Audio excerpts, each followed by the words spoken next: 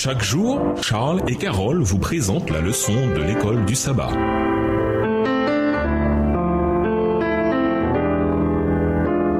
Bienvenue dans votre émission Dieu nous parle. Nous à la leçon de jeudi, le témoignage de la foule. Le dernier jour, le grand jour de la fête, Jésus debout s'écria: Si quelqu'un a soif, qu'il vienne à moi et qu'il boive. Celui qui met sa foi en moi, comme dit l'Écriture, des fleuves d'eau vive couleront de son sein. Jean 7, versets 37 et 38. Jean a pris note à de nombreuses reprises de déclarations pleines d'audace que Jésus fait sur lui-même, sur son identité et sur sa mission. Les paroles que Jésus cite sont un autre exemple de ce qu'il affirmait sur son propre compte et sur ce qu'il ferait pour tous ceux qui viendraient à lui. Des affirmations vraiment prodigieuses. Quand Jésus a parlé aux Juifs qui assistaient à la fête des tentes, quelle a été la réponse d'une grande partie de la foule? Jean 7, les versets 37 à 53. Jean 7 et versets 37 à 53. Le dernier jour, le grand jour de la fête, Jésus se tenant debout s'écria: Si quelqu'un a soif, qu'il vienne à moi et qu'il boive. Celui qui croit en moi, des fleuves d'eau vive couleront de son sein, comme dit l'Écriture. Il dit cela de l'Esprit que devaient recevoir ceux qui croiraient en lui, car l'Esprit n'était pas encore, parce que Jésus n'avait pas encore été glorifié. Des gens de la foule ayant entendu ces paroles disaient: Celui-ci est vraiment le prophète. D'autres disaient: C'est le Christ. Et d'autres disaient: Est-ce bien de la Galilée que doit venir le Christ? L'Écriture ne dit-elle pas que c'est de la postérité de David et du village de Bethléem où était David que le Christ doit venir? Verset 43. Il y eut donc à cause de lui division parmi la foule. Quelques-uns d'entre eux voulaient le saisir, mais personne ne mit la main sur lui. Ainsi les huissiers retournèrent vers les principaux sacrificateurs et les pharisiens. Et ceux-ci leur dirent: Pourquoi ne l'avez-vous pas amené? Les huissiers répondirent: Jamais homme n'a parlé comme cet homme. Les pharisiens leur répliquèrent: Est-ce que vous aussi, vous avez été séduits? Y a-t-il quelqu'un des chefs ou des pharisiens qui ait cru en lui? Verset 49. Mais cette foule qui ne connaît pas la loi, ce sont des maudits. Nicodème, qui était venu de nuit vers Jésus et qui était l'un d'entre eux, leur dit: Notre loi condamne-t-elle un homme avant qu'on l'entende et qu'on sache ce qu'il a fait? Ils lui répondirent: Es-tu aussi galiléen? Examine et tu verras que de la Galilée il ne sort point de prophète. Et chacun s'en retourna dans sa maison. Certains disaient qu'il était le prophète dont Moïse avait prédit la venue autrefois, voir Deutéronome 18, les versets 15 à 19. D'autres pensaient que Jésus était le Christ. Mais cette idée souleva l'argument que le Messie ne viendrait pas de Galilée, qu'il devait être de la lignée de David et qu'il devait être né à Bethléem. Or, tout cela était vrai, comparé avec Matthieu 1 et Matthieu 2. Mais il semble que personne ne le savait. Jésus et l'éloquence de ses paroles contrarièrent même les officiers qui l'arrêtèrent. Les pharisiens répondirent aux officiers par une autre question: Y a-t-il quelqu'un parmi les chefs ou les pharisiens qui ait mis sa foi en lui? Jean 7, verset 48. Cette question des pharisiens donna l'occasion à Jean de parler une nouvelle fois de Nicodème qui, après avoir rencontré Jésus, chercha à le protéger de leurs machinations. Notre loi condamne-t-elle un homme avant qu'on l'entende et qu'on sache ce qu'il a fait? Jean 7, verset 51, version second 21. Nicodème avait-il fini par accepter Jésus comme Messie? Bien que cette scène ne le prouve pas, entre cet acte et ce qu'il a fait après la mort de Jésus, voir Jean 19, les versets 39 et 40, la Bible nous donne des indices solides que Nicodème a fini par croire en lui. La réponse à leur question était donc